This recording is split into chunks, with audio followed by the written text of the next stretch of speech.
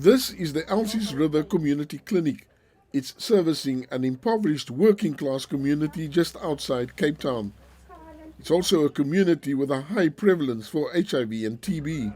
Since Monday, government started rolling out a mass screening and testing program. This week we have started that mass community testing and screening, and we'll know in terms of the impact probably by, most of the results across the provinces by next week. But that will influence whether the lockdown should continue or not. Around 10,000 field workers will be visiting homes in villages, towns and cities to screen residents for COVID-19 symptoms. This is a screening and a test center set up for members of the public.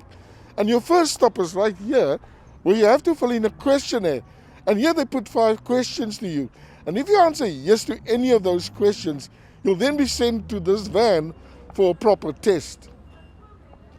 With 495 infected, the Western Cape is the province with the second highest number of COVID-19 cases.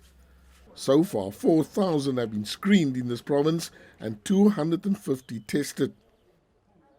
Meanwhile, everyone is waiting to hear from the President whether the lockdown will be extended.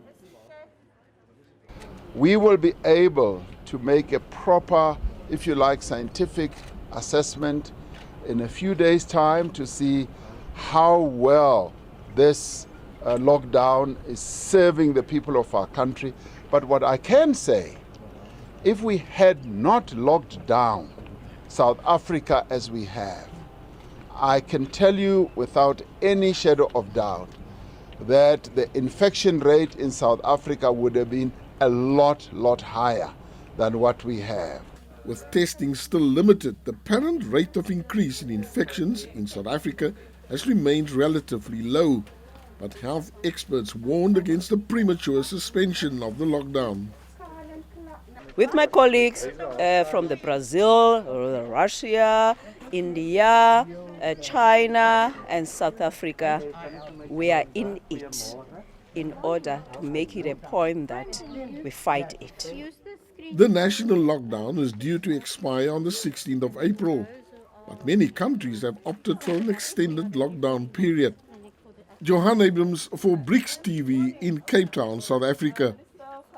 The province.